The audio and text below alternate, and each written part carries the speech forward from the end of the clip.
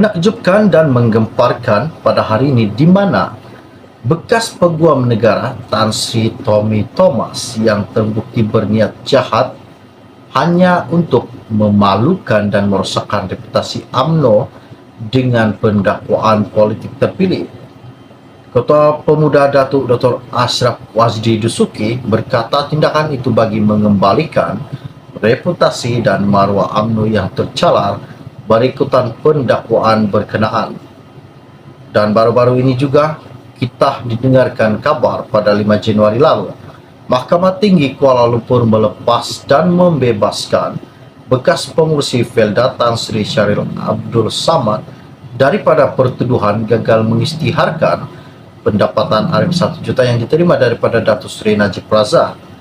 Dan pada 23 September tahun lalu, Mahkamah Tinggi melepas dan membebaskan juga Presiden UMNO selaku TPM Kerajaan Anwar, Datuk Seri Dr. Ahmad Zahid Hamidi daripada 40 pertuduhan menerima suapan daripada syarikat Ultra Kirana Sendirian Berhad UKSB berhubung kontrak pengendali perkhidmatan One Stop Center OSC di China dan sistem visa luar negara VLN.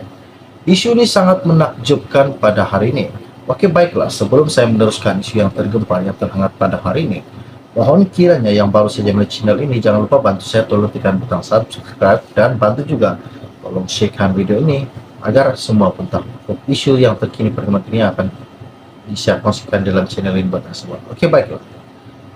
Isu yang tergempar pada hari ini yang saya dapat daripada PH Online yang berkata, pemimpin UMNO dibebaskan mahkamah dan patut saman Tommy Thomas. Kuala Lumpur, pemimpin UMNO yang dibebaskan mahkamah daripada tuduhan rasuah digesa bersepakat menyaman bekas peguam negara Tan Sri Tommy Thomas yang terbukti berniat jahat hanya untuk memalu dan merosakkan reputasi UMNO dengan pendakwaan politik terpilih. Ketua Pemuda Datuk Dr. Ashraf Wazdi Dusuki berkata tindakan itu bagi mengembalikan reputasi dan maruah UMNO yang tercalar berikutan pendakwaan berkenaan. Katanya, biar menjadi pengajaran bahwa Melayu UMNO ini bangsa yang tidak pernah tunduk kepada ugutan, tidak mengemis belas kasihan, tidak melutut kepada kezaliman.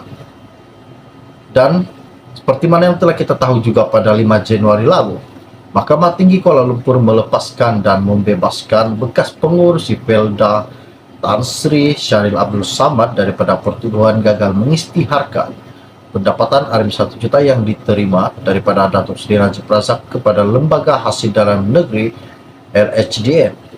Sebelum itu pada 23 September lalu, Mahkamah Tinggi melepaskan dan membebaskan juga Presiden UMNO Datuk Seri Ahmad Zahid Hamidi daripada 40 pertuduhan menerima suapan daripada syarikat Ultra Kirana Sendirian Berhad berhubung kontrak pengendali perkhidmatan One Stop Center di China dan sistem visa luar negara.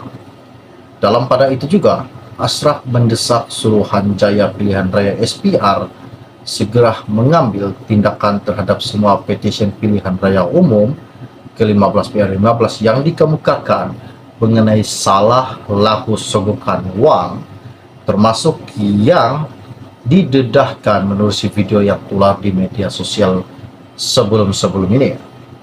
Begitupun, Pemuda UMNO mengucapkan syabas dan tahniah kepada Suruhanjaya Pencegahan Rasuah Malaysia SPRM yang mula mengambil tindakan menangkap suspek yang terbabit dalam kes penyelewengan 92.5 bilion package rangsangan ekonomi yang diluluskan ketika tempo darurat.